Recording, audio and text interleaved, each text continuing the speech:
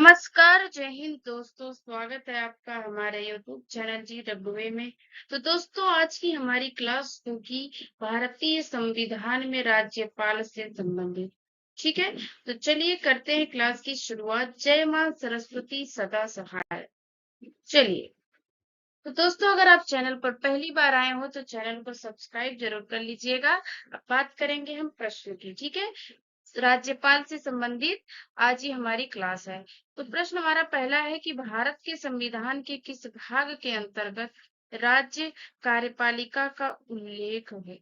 क्या है कि भारत के किस भाग के अंतर्गत राज्य कार्यपालिका का उल्लेख है? तो आपका ये हो जाता है भाग 4। ठीक है, चलिए अगला प्रश्न है कि राज्य सरकार का कार्यकारी अध्यक्ष संवैधानिक प्रमुख कौन होता है? कहने का मतलब है कि केंद्र में अलग है चीजें, राज्य में अलग है। तो यहाँ पे राज्य सरकार की बात कर रहा है कि राज्य सरकार का कार्यकारी अध्यक्ष या संवैधानिक प्रमुख कौन होता है? तो देखिए, ये होता है राज्यपाल। अलग अलग राज्य में राज्यपाल होता है, तो अलग अलग राज्य सरकार का जो कार्यकारी अध्यक्ष संवैधानिक प्रमुख राज्यपाल ही होता है। यहीं पे अगर बात हम करेंगे केंद्र की, तो केंद्र में आपका राष्ट्रपति सही हो जाता है। ठीक है, चलिए अगला प्रश्न है कि भारतीय संविधान के किस संशोधन द्वारा यह प्रावधान किया गया है कि किसी व्यक्ति को 2 या 2 से अधिक राज्यों का राज्यपाल भी नियुक्त किया जा सकता है? प्रश्न का कहने का मतलब ये है कि अलग-अलग राज्य हैं, लेकिन एक व्यक्ति जो एक राज्य का राज्यपाल है, वो दूसरे राज्य का राज्यपाल भी हो सकता है। मतलब कि एक व्यक्ति को 2 राज्य संभालने का, 2 राज्य का राज्यपाल बनने का ये प्रावधान है हमारे भारतीय संविधान में। तो ये कह रहा है कि किस संविधान संशोधन अधिनियम में इसे लाया गया? तो ये आपका हो जाता है 7वें संविधान संशोधन अधिनियम 1956 में। ठीक है, चलिए अगले प्रश्न की बात करेंगे कि राज्यपाल की नियुक्ति कौन करता है? तो राज्यपाल की नियुक्ति कौन करता है? जी बिल्कुल, राष्ट्रपति ही करता है। मोस्टली सबकी नियुक्ति, शपथ, सब कुछ ये सब राष्ट्रपति के द्वारा ही किया जाता है। ठीक है, चलिए किसी राज्य में राज्यपाल की नियुक्ति संविधान के किस अनुच्छेद के अंतर्गत होता है? किसके अंतर्गत होता है? किसी राज्य में राज्यपाल की नियुक्ति संविधान के किस अनुच्छेद के अंतर्गत होता है? तो आपका अनुच्छेद 155 है, राज्यपाल की नियुक्ति से संबंधित। ठीक, चलो अगले प्रश्न की बारी जब आती है, तो भारतीय संविधान का कौन सा अनुच्छेद भारत में राज्य के एक राज्यपाल के रूप में एक व्यक्ति की नियुक्ति के लिए जो योग्यता निर्धारित की गई है, वो किस अनुच्छेद में है? तो 157, अनुच्छेद 157 में राज्यपाल की योग्यता निर्धारित की गई है।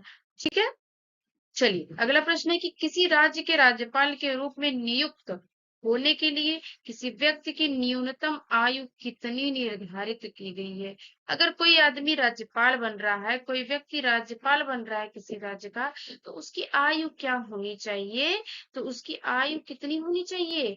बिल्कुल, आयु होनी चाहिए उसकी 35 वर्ष। ठीक है, इसकी आयु होनी चाहिए 35 वर्ष। चलिए अगला प्रश्न है कि भारतीय संविधान के किस अनुच्छेद के अंतर्गत राज्यपाल संसद के किसी सदन का या किसी राज्य विधानमंडल के किसी सदन का सदस्य नहीं होगा तथा कोई लाभ का पद धारण नहीं करेगा?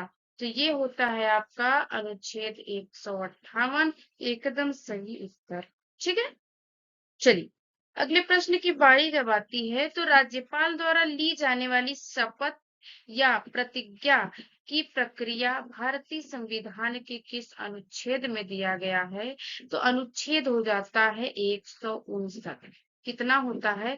अनुच्छेद 159 के द्वारा ही राज्यपाल अपने शपथ या प्रतिज्ञा की प्रक्रिया भारतीय संविधान में करता है।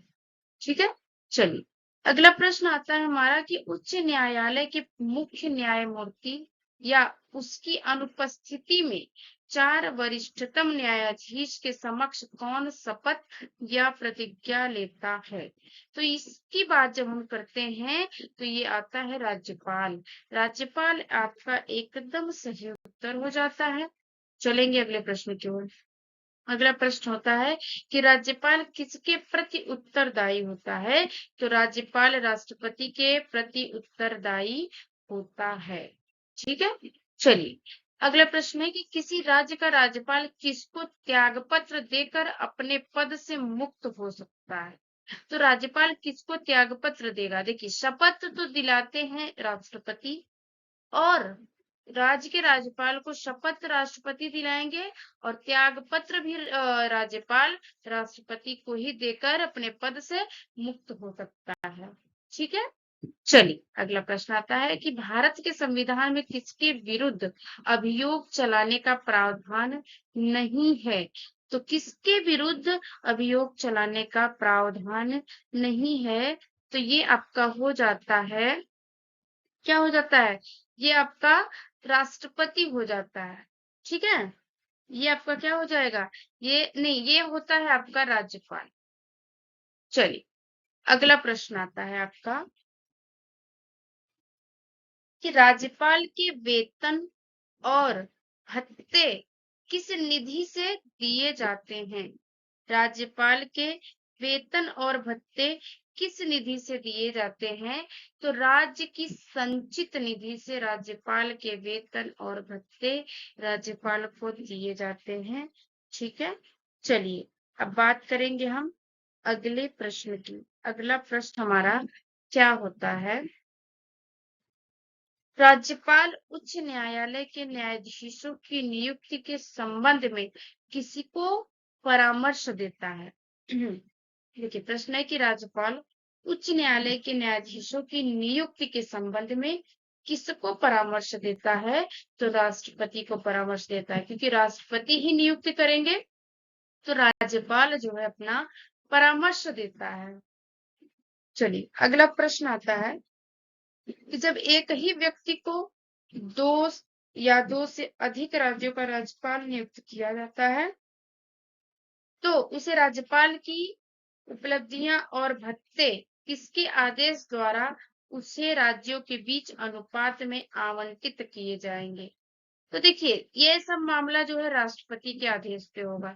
ठीक है, क्योंकि राज्यपाल खुद जो है राष्ट्रपति के प्रति उत्तरदायी होता है। ठीक है, चलेंगे अगले प्रश्न की ओर। अगला प्रश्न हमारा होता है कि राज्यपाल किसका सदस्य ना होते हुए भी उसका अभिन्न अंग होता है? राज्यपाल किसका सदस्य ना होते हुए भी उसका अभिन्न अंग होता है? तो ये राज्य का विधान मंडल होता है। क्या हो जाएगा? ये राज्य का विधान मंडल आपका सही उत्तर हो जाएगा। चलेंगे हम अगले प्रश्न की ओर। कौन राज्य की विधानसभा के सत्र को आहूत या सत्रावसान कर सकता है? देखिए, कौन है इन चारों ऑप्शन में जो राज्य की विधानसभा के सत्र को आहूत या सत्रावसान कर सकता है? तो ये सब जो है राज्यपाल के हाथ में है। किसके? ये सब जो है राज्यपाल के हाथ में है। ओके, चलिए अगला प्रश्न है कि किसी राज्य का राज्यपाल संविधान के किस अनुच्छेद के अंतर्गत विधानमंडल के अवकाश के दौरान अध्यादेश जारी करता है? ठीक है, प्रश्न को हम फिर से पढ़ेंगे कि किसी राज्य का राज्यपाल संविधान के किस अनुच्छेद के अंतर्गत विधानमंडल के अवकाश के दौरान अध्यादेश जारी करता है? तो अनुच्छेद 213। क्या हो जाता है? अनुच्छेद 213 आपका सही उत्तर हो जाता है। ठीक है, चलिए अगले प्रश्न की बात जब करेंगे कि निम्नलिखित में से किस भारतीय संविधान के तहत क्षमादान देने की शक्ति प्रदान की गई है? किसको? यहाँ पे है किसको। देखिए, या तो राज्यपाल हो जाएगा या तो राष्ट्रपति होगा, लेकिन यहाँ पे आपका राष्ट्रपति दिया नहीं है, तो राज्यपाल आपका एकदम सही उत्तर हो जाएगा। ठीक है, चलिए अगले प्रश्न पे आएंगे। राज्यपाल की अध्यादेश जारी करने की शक्ति किन विषयों तक विस्तृत है? क्या हो जाएगा कि राज्यपाल की अध्यादेश जारी करने की शक्ति किन विषयों तक क्या है, किन विषयों तक विस्तृत है, तो राज्य एवं समवर्ती सूची तक। क्या हो जाएगा, राज्य एवं समवर्ती सूची। ठीक, चलिए अगला प्रश्न है कि राज्यपाल को विधान परिषद में कितने सदस्यों को मनोनीत करने की शक्ति प्राप्त है। तो राज्यपाल को विधान परिषद में 1/6, क्या हो जाएगा, 1/6, 1/6 सदस्यों को मनोनीत करने की शक्ति प्राप्त है। ठीक है, चलिए अगला प्रश्न है। अगला प्रश्न हमारा होता है कि राज्य विधानमंडल द्वारा पारित कोई विधेयक किसकी अनुमति के पश्चात अधिनियम का स्वरूप धारण करता है, तो वो हो जाता है हमारा राज्यपाल, आपका सही उत्तर। ठीक है, चलिए चलेंगे अगले प्रश्न की ओर। भारत की प्रथम राज्यपाल बनने वाली महिला कौन थी। तो भारत की प्रथम राज्यपाल बनने वाली महिला थी सरोजिनी नायडू हो जाएंगी। ठीक है, चलिए अब अगले प्रश्न की बात करेंगे। किस समिति या आयोग ने यह सुझाव दिया था कि राज्यपाल को उसे राज्य के बाहर का एक प्रतिष्ठित व्यक्ति होने चाहिए और उसका राजनीतिक जुड़ाव नहीं होना चाहिए। तो ये सरकारिया आयोग, ये क्या हो जाएगा, ये सरकारिया आयोग का सुझाव था। चलिए अगला प्रश्न आता है कि किसी भारतीय राज्य के सबसे लंबे समय तक सेवा में रहने वाले पहले राज्यपाल कौन थे। तो ये आपके हो जाएंगे एम जैकब। कौन थे, एम जैकब इसके एकदम सही उत्तर हो जाएगा। ठीक, चलिए अगले प्रश्न की ओर। अगला प्रश्न है कि राज्य के महाधिवक्ता की नियुक्ति कौन करता है। तो देखिए राज्य के महाधिवक्ता की नियुक्ति कौन करता है, तो राज्य का राज्यपाल करता है। कौन करेगा, राज्य का राज्यपाल राज्य के महाधिवक्ता की नियुक्ति करता है। ठीक है, अगला प्रश्न है कि राज्य लोक सेवा आयोग के अध्यक्ष एवं सदस्यों की नियुक्ति की जाती है। यहाँ पे देखिए लोक सेवा आयोग, यहाँ पे राज्य लोक सेवा आयोग की बात हो रही है, तो कि अध्यक्ष एवं सदस्यों की नियुक्ति किसके द्वारा की जाती है, तो यहाँ पे हो जाएगा राज्यपाल।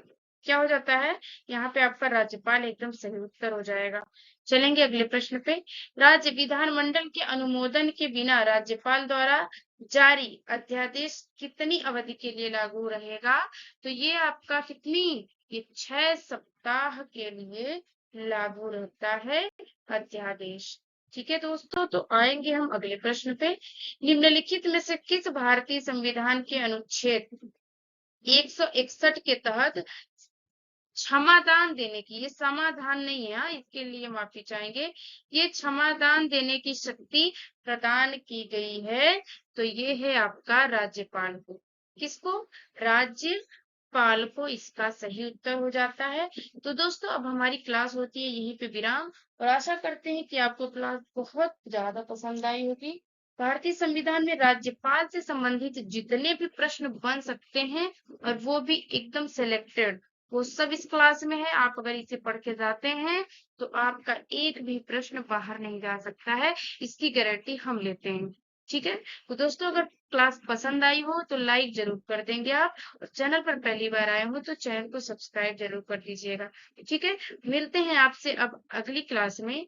Thank you.